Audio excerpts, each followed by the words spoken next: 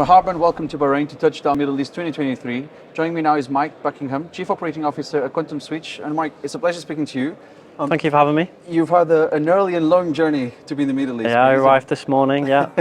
It's a very exciting region to be in, and you guys are doing some tremendous work in some countries that are very exciting to see how they're going to evolve in the next few years. Before we get into what Quantum is doing itself, let's talk about market dynamics first. So how do you perceive the evolution of data center investment within the Gulf region, within the Middle East? I mean, there's been a huge amount of growth in the region, even in the last few years. There's also been a huge amount of change across the region. We can see demand is coming aggressively now. I think there was some early market entrance into some of the region, but now you can just see that there is an aggressive push from almost all of the hyperscalers to be here, and also just the drive from each of the different GCC regions specifically. All have got Vision 2030 in Saudi, Qatar have got a Vision Kuwait, here in Bahrain as well. And that's really driving a really aggressive digital economy and a huge amount of growth. And you know, just the way we talked a little earlier about how and where the region is geographically located. You know, it's a melting pot of a lot of culture and a connection to most of the world. So it's a really exciting space to be. You made the point that if you just put a pin here and you go around your circumference, you're 7 hours away from everything. Yeah, I mean, it was 7 hours for me into Bahrain and into Dubai, and then just an hour flight here. Yeah. And yeah, you could get pretty much everywhere in the world from here. It's one of the main hubs. So what would you say are the main opportunities right now within the region, the continent? And what are also the challenges? Because of course there's challenges in every continent. So what are the specific challenges? I think the opportunity is obvious, right? You know, at Quantum Switch we talk about wanting to go to emerging markets, and it's really difficult to sit here and talk about the GCC as being an emerging market with the amount of wealth and growth that they have. But I think from a digital perspective, you know, it's a very early stage compared to some of the other regions. And so that growth is going to come. I was on a panel a little earlier and we talked about, you know, an international perspective looking into the region.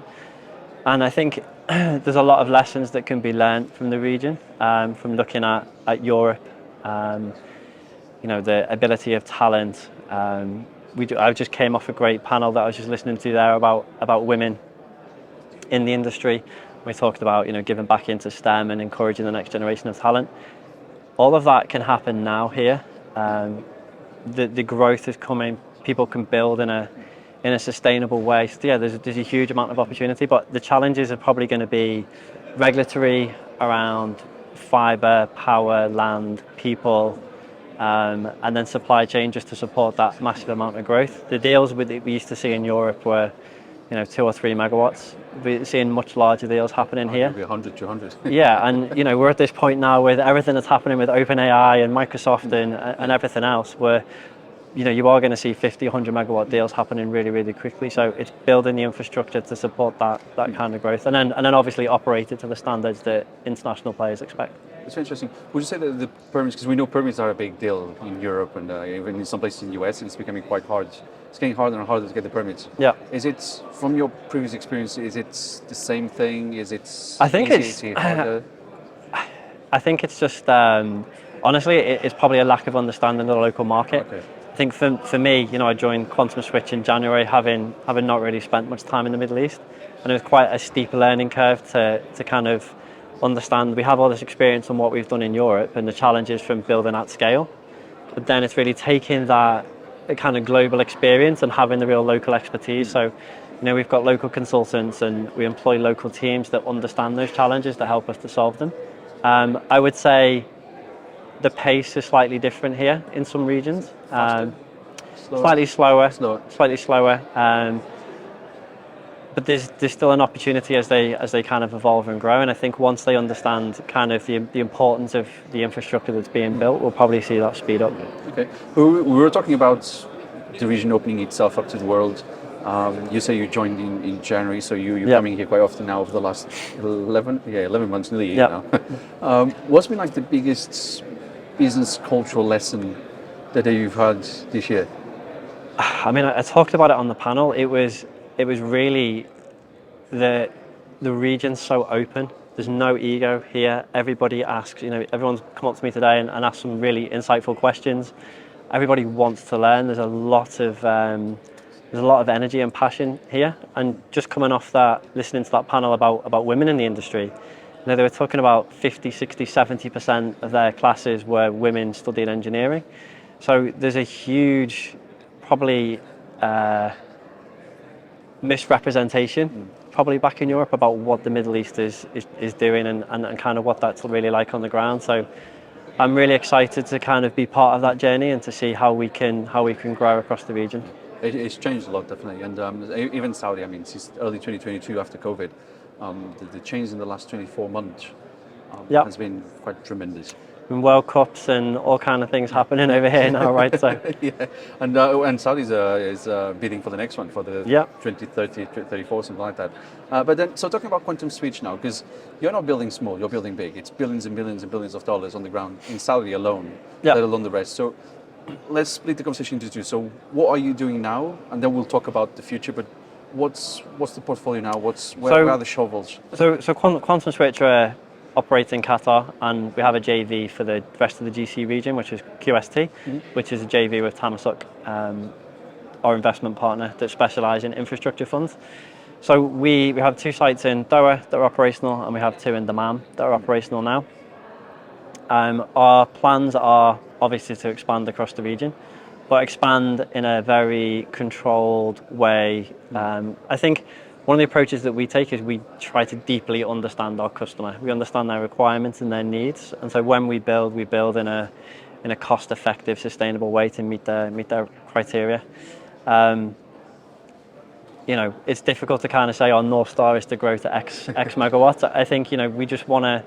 I think as Quantum Switch and also as QST, we want to be able to move into a region, bring that international expertise and some of the hyperscale customers that we work with, and then really kind of give back to the community and grow. And we've seen that we've been able to hire locally in both places.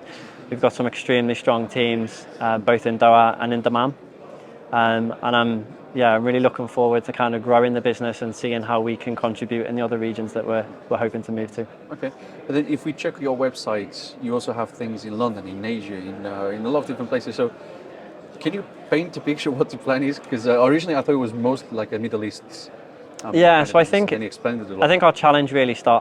adventure really started in the Middle East. As I say, our first projects were in Doha, and then moving out into Dammam. So our customer gave us some challenging places to go and start in. Makes things more interesting. I mean, our business is only what 4 years old, so it's fairly new from that perspective.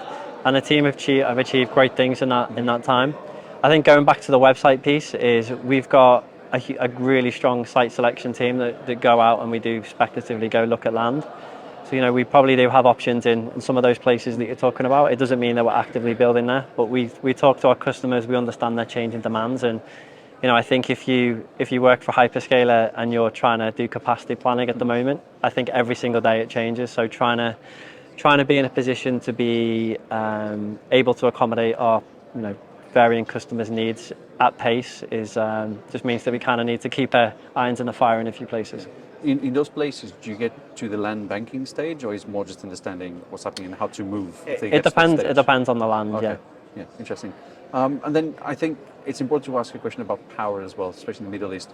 What's the status here? I have no idea what's happening with power here, sustainability. So how do you navigate that? So power has been a challenge, I think, as we've been building. I think some of the places, we built through a pandemic, we built through a World Cup. There was obviously a lot of focus on that region. So power is probably slightly slower than we would have anticipated based on our experience in Europe.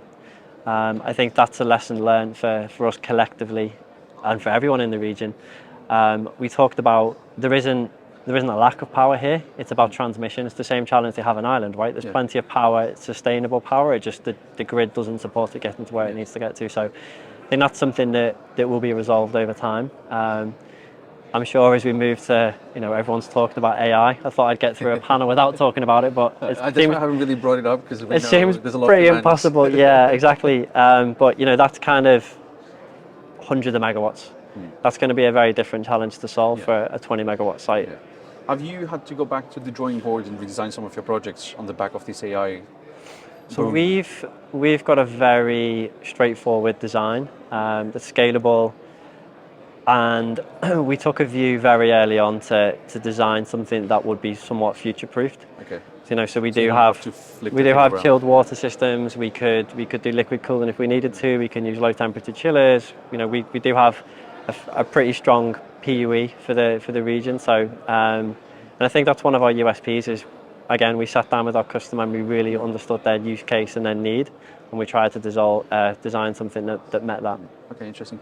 And then, Mike, so of course we are at the first touchdown conference, the first one ever. In 12 months' time, we'll come back for the second edition, and hopefully you're going to have a lot more megawatts online as well. And new Yeah, that projects would be announced. nice. That would be nice. I mean, hopefully everyone will have a lot more online, right? I think everyone will. I mean, that's probably one of Yeah. the sure things. But I was going to ask, in 12 months' time, when you come back here, what's the one thing you would like to have happened in the industry in the Gulf region? Ooh, good question. So I was at Leap in Riyadh earlier in the year, and I was really surprised by the diversity there. You go to some conferences in Europe, it's the typical kind of male situation.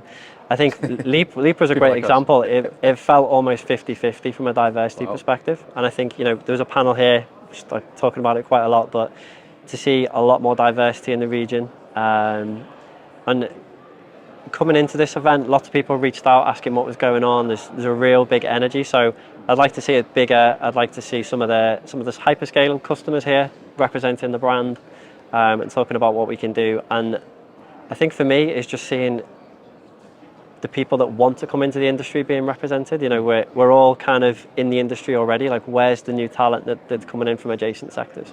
I think you actually make a very good point, and we noticed that as well, even just with the interviews that we're doing, because usually in the other regions, when you invite people, you invite 20 people and you get 6 or 7. Here you invite 20 people and you get close to 20 people because people are eager to talk, eager to learn new things. So that's quite interesting. But Mike Buckingham, CEO of Quantum Switching, thanks so much for talking to me. Thank you very much. As for your home, thank you so much for watching, and do check the website for more news and features from across the world on digital infrastructure. At the Tech Capital, you lead, we report. Bye for now.